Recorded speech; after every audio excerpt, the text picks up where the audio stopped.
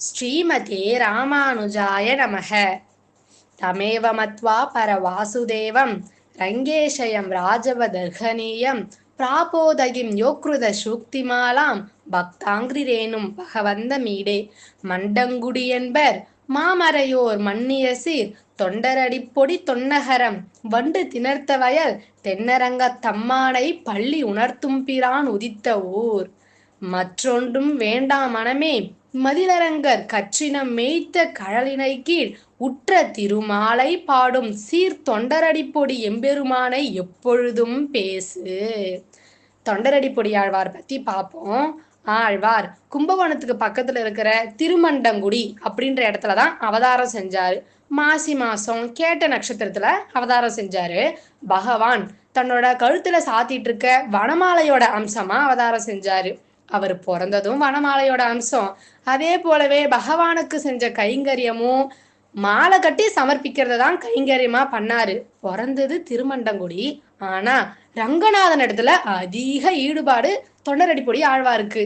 மற்றைய ஆழ்வார்களை பத்தி எல்லாம் பார்க்கும் போதெல்லாம் நிறைய பெருமாள், பல திவ்ய தேசங்கள்ல இருக்கிற பல பெருமாளை பத்தி மங்களாசாசனம் பண்ணிருக்காங்க, பாடிருக்காங்க.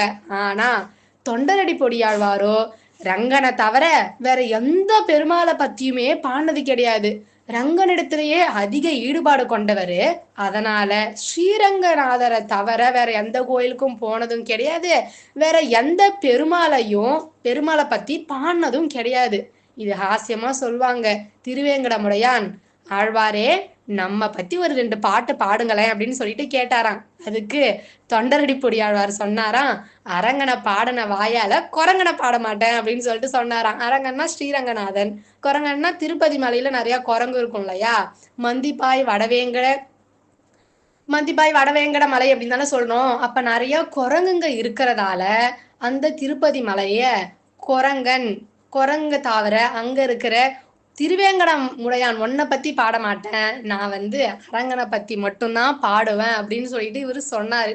அது போல ஸ்ரீரங்கநாதனிடத்துல மட்டும் அதிக ஈடுபாடு கொண்டவர். அதனால ரங்கனிடத்துல கொண்ட ஈடுபாட்டாலையும் காதலாலையும் தான் அவதாரம் பண்ண திருமண்டங்குடி அப்படின்ற இடத்த விட்டுட்டு ரங்கநாதனை கண்ணால எப்பவும் பார்க்கணும், அதே போல அந்த ரங்கனுக்கு கைகளால பல கைங்கரியமும் பண்ணணும் அப்படின்னு சொல்லிட்டு ஆசைப்பட்டுட்டு ஸ்ரீரங்கத்துக்கு வந்துருவாரு. ஸ்ரீரங்கத்துக்கு பகவானுக்கு ரொம்ப உகந்த கைங்கரியம் நமக்கே தெரியும். பெரியாழ்வார் செஞ்ச கைங்கரியம் அழகா நந்தவன் அமைச்சு பூக்களை பறிச்சு மாலையா தொடுத்து பகவானுக்கு சமர்ப்பிக்கிற கைங்கரியம்னா அவனுக்கு மனசுக்கு உகந்த கைங்கரியம். அதவே நம்ம செய்யலாம், பகவானுக்கு மாலை கட்டி சமர்ப்பிக்கலாம் அப்படின்னு சொல்லிட்டு பெரியாழ்வாரை போலவே தொண்டரடிப்பொடி ஆழ்வாரும் அழகா நந்தவனெல்லாம் அமைச்சு அழகான வாசனை மிக்க பூச்செடிகள்லாம் அங்க வளர்த்து அங்க இருக்கிற அந்த பூக்களை பறிச்சு அழகா மாலையா தொடுத்து ரங்கப்பிரபு அந்த ரங்கநாதனுக்கு சாத்திட்டு வந்துட்டு இருந்தாரு. இதே போலயே தன்னோட பொழுத போய்கிட்டு இருந்தாரு. பூமாலை மட்டும் கட்டி கொடுக்கல, அழகா திருப்பள்ளி எழுச்சி திருமாலை அப்படின்னு சொல்லிட்டு பிரபந்தங்களை பாடி பாமாலையும் தொடுத்து பகவானுக்கு கொடுத்தாரு. பூமாலை பாமாலை ரெண்டுமே கொடுத்ததுதான் தொண்டரடிப்பொடி ஆழ்வார். இவரோட சரித்திரத்தை கேட்டா ரொம்ப ஆச்சரியமா இருக்கும். பக்தரா இருந்து நடுவுல கொஞ்சமா வழிமாறி போகி அந்த ரங்கநாயகி தாயாரோட கருணையாலையும் அந்த ரங்க பிரபுவோட அனுகிரகத்தாலையும் திரும்பியும் பக்தரா வந்தவர் விப்ர நாராயணர் அப்படின்றதுதான் இயற்பெயர். அவரோட அப்பா அம்மா வச்ச திருநாமம் விப்ர நாராயணன். ஆனா தொண்டரடிப்பொடி ஆழ்வாரா மாறினாரு. அந்த கதையை பார்ப்போம்.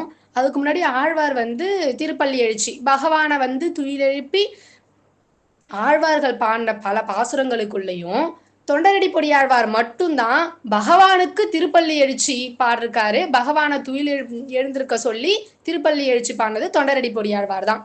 அதே போலவே திருமாலை அப்படின்னு சொல்லிட்டு 45 பாசுரங்கள் பாடிருக்காரு. அதுல ஆச்சரியமா சொல்றாரு, பகவானோட நாமத்தை சொன்னா நமக்கு என்ன பலன் கிடைக்கும், பகவானோட நாமங்கள் ஒண்ணு போதும், நம்மளோட பாவத்தை எல்லாத்தையும் போக்குற சக்தி அந்த பகவானோட நாமங்களுக்கு இருக்கு. காவலீர் புலனை வைத்து கலிதன்னை கடக்க பாய்ந்து நாவலிட்டு உழிதருகின்றோம் நமன் தமர் தலைகள் மீதே உலகு உண்டு உமிழ்ந்த முதல்வா நின் நாமம் கற்ற ஆவலிப்பு உடைமை கண்டாய் அரங்கமா நகருளானே.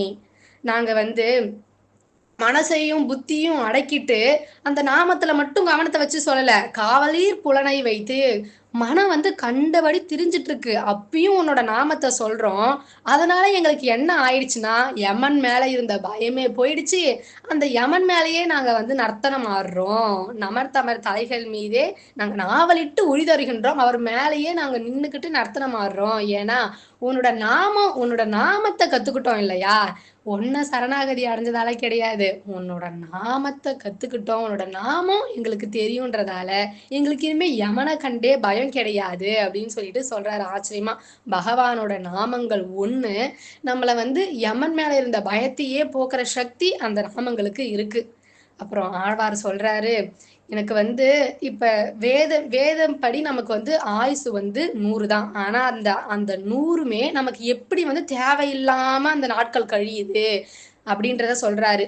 வேத நூல் பிராயம் 100 மனுஷர்தாம் புகுவரேலும் பாதியும் உறங்கி போகும் நின்றதில் 15 பேதை பாலகன் அதாகும் பிணி பசி மூப்பு துன்பம் அதலால் பிறவி வேண்டேன் அரங்கமா நகருளானே. வேதத்தின்படி எங்களுக்கு 100 வயசு. அந்த 100 வயசையும் மனுஷன் வாழ்றான் அப்படின்னே வச்சுப்போம். வச்சுக்கிட்டா என்ன ஆகும்னா பாதியும் உறங்கி போகும். நம்ம தான் நைட்டு படுத்து காலைல நைட்டு 8 மணிக்கு படுத்தா காலைல 8 மணி வரைக்குமே தூங்குறோமே. அப்ப பாதி ஆயுள்ல பாதியும் உறங்கி போகும். அப்ப மீதி இருக்கிற பாதி வருஷம் எப்படி கழிக்கிறோம்னா, பேதை பாலகன் குழந்தையா கழிச்சுட்டு இருக்கோம். பிணி பசி மூப்பு துன்பம் இப்படியே போயிட்டு இருக்கு. அதனால எனக்கு பிறவியே வேண்டாம் அப்படின்னு சொல்லிட்டு ரங்கநாதன் இடத்துல தொண்டரடிப்பொடியாழ்வார் கேட்கிறாரு. அப்புறம் சொல்றாரு, உன்னோட நாமத்தோட சக்தி என்னது?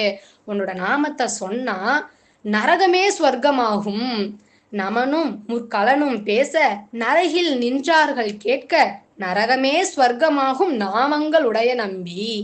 யமதர்மரும் முத்கலன் அப்படின்ற ஒரு ரிஷியும் பேசிட்டு இருந்தாங்களாம். இவங்க பேசிட்டு இருந்தத நரகத்துல இருந்தவங்கலாம் சும்மா காதுல தான் கேட்டாங்க. இவங்க பகவானை பத்தி பேசிட்டு இருந்தாங்க. அப்ப பகவானோட அந்த நாமங்களை காதுல கேட்டதால நரகத்துல இருந்தவங்க எல்லாருமே காணோம். என்னாச்சுன்னா நரகமே ஸ்வர்க்கமா மாறிடுச்சு. எப்ப பகவானோட நாமங்களை கேட்டாங்களோ அப்ப அவங்க செஞ்ச பாவங்கள் எல்லாமே போயிடுச்சு. அப்ப அவங்க நரகத்துல இருக்கணும்ன்ற அவசியமே இல்லாம போயிடுச்சு. அப்ப அப்படியாப்பட்ட நாமங்களை உடைய நம்பி நீனு அப்படின்னு சொல்லிட்டு ரங்கநாதனை பார்த்து சொல்றாரு. அப்புறம் பகவான் படுத்துட்டு இருக்க அழக வந்து வர்ணிக்கிறாரு. குடதிசை முடியை வைத்து குணதிசை பாதம் நீட்டி வடதிசை பின்பு காட்டி தென்திசை இலங்கை நோக்கி கடல் நிற கடவுள் எந்தை அரவணை துயிலுமா கண்டு உடல் எனக்கு உருகுமாலோ என் செய்கேன் உலகத்தீரே. பகவான் வந்து மேற்கு பக்கம் தலைய வச்சும் கிழக்கு பக்கம் பாதத்தை நீட்டி வடக்கு பக்கம் தன்னோட முதுக காட்டி தென் திசையில விபீஷணனை அனுகிரகம் பண்ணணுன்றதுக்காக தன்னோட திருமுக மண்டலத்தை காமிச்சுக்கிட்டு படுத்திருக்கிறாரு. இப்படி அவர் படுத்துட்டு இருக்க இந்த ஒரு கிடக்கைய பார்த்தா ஆழ்வாருக்கு எப்படி இருக்குன்னா, தொண்டரடிப்பொடி ஆழ்வாருக்கு உடல் எனக்கு உருகுமாலோ என் செய்கேன் உலகத்தீரே. அவரோட உடல் வந்து உருகி போகுதாம். மனசுதான் உருகும், கேள்விப்பட்டிருக்கோம். உள்ளம் உருகுதுன்னு சொல்லிட்டு சொல்லுவோம். ஆனா ஆழ்வாருக்கு அந்த ரங்கநாதன் படுத்துட்டு இருக்க அந்த அழகா பார்த்தா, அவன் படுத்துட்டு இருக்க அந்த கிடக்கைய பார்த்தா உடலே உருகி போகுதாம். அதை வந்து நம்மளை பார்த்து சொல்றாரு. நம்மலாம் கோயில் முன்னாடி போய் பகவானை நின்று சேவிச்சா ஸ்டெடியா நிற்போம், கொஞ்சம் கூட அசர மாட்டோமே. நே நான் பகவானை நேருக்கு நேர் பார்த்து எனக்கு இதெல்லாம் கொடு அப்படின்னு சொல்லிட்டு லிஸ்ட் போட்டு நம்ம தெளிவா பேசுவோம். ஆனா ஆழ்வாருக்கு அப்படி கிடையாது. அந்த பகவானோட அழகை பார்த்தாலோ அவனோட திருமேனியோட அழகை பார்த்தாலோ அவருக்கு வந்து உடல் உருகுதான். அதனால என்ன செய்வோம் நம்மளை பார்த்து தான் கேட்கிறாரு. ஏன் நம்மளை பார்த்து கேட்கிறாருன்னா, நம்ம ஸ்டெடியா நிக்கிறோம் இல்லையா? உங்களால எப்படி நிக்க முடியுது? என்னால அப்படி நிக்க முடியல. அந்த பகவானோட அழகை பார்த்தா என்னால ஸ்டெடியா நிக்க முடியல, எனக்கு உடலே உருகி போகுது. நீங்களாம் எப்படி இப்படி நிக்கிறீங்க அப்படின்னு சொல்லிட்டு நம்மளை பார்த்து கேட்கிறாரு. எல்லாருக்கும் தெரிஞ்ச பாசுரம். பகவானோட திருநாமத்தை சொன்னா போதும், எனக்கு இந்த ஒரு ஆனந்தமே போதும், இதுக்காக நீனு வைகுண்டம் கொடுத்தா கூட தேவையில்ல அப்படின்னு சொல்லிட்டு ஆச்சரியமான ஒரு பாசுரம் பாடுறாரு. பச்சைமா மலைப்போல் மேனி பவளவாய் கமல செங்கன் அச்சுதா அமரரேரே ஆயர்தம் கொழுந்தே என்னும் இச்சுவை தவிர யான் போய் இந்திர லோகமாலும் அச்சுவை பெரினும் வேண்டேன் அரங்கமா நகருளானே. உன்னோட நாமத்தை இப்படி சொல்றேன், உன்னோட நாமத்தை இப்படி சொல்லிட்டு இருக்கேன் தெரியுமா, அந்த ஒரு ஆனந்தமே எனக்கு போதும். அச்சுதா, ஆயர்களோட கொழுந்தே அப்படின்னு சொல்லிட்டு உன்னோட நாமத்தை சொல்லும் போதே இவ்வளோ இனிமையா இருக்கே. உன்னோட நாமத்தை அந்த சொல்ற அந்த அந்த சந்தோஷமே எனக்கு போதும். இந்த சந்தோஷத்துக்கு நீ வைகுண்டம் கொடுத்தா கூட எனக்கு வராது. உன்னோட நாமத்தை சொல்றதுலதான் எனக்கு என்னோட மனசுக்கு அவ்வளோ ஆனந்தம் அப்படின்னு சொல்லிட்டு ஆழ்வார் ஆச்சரியமா சொல்றாரு. அந்த அவனோட நாமங்கள் சொல்றதுக்கும் சரி, கேட்கறதுக்கும் சரி, நம்ம நினைக்கிறதுக்கும் சரி, ஒவ்வொரு நாமங்களும் ஒவ்வொரு குணங்களை தானே சொல்ல வருது. அந்த குணங்கள் நினைக்கிறதுக்கும் மனசுக்கு சந்தோஷமா தான் இருக்கு, சொல்லும் போதே வாய் தித்திப்பாதான் இருக்கு. அவனோட நாமங்களை சொல்லும் போதே அவனோட உருவமும் நம்ம கண்ணுக்கு வருது இல்லையா, அப்ப அவனோட திருமேனியை நினைக்கும் போதும் மனசுக்கு சந்தோஷமா தான் இருக்கு. இப்ப இப்படியாப்பட்ட சந்தோஷம் போதும். இந்த சந்தோஷத்துக்கு இணையா நீ வைகுண்டமே கொடுத்தாலும் எனக்கு அதுக்கு ஈடாகாது. இந்த சந்தோஷமே போதும் அப்படின்னு சொல்லிட்டு ஆழ்வார் சொல்றாரு.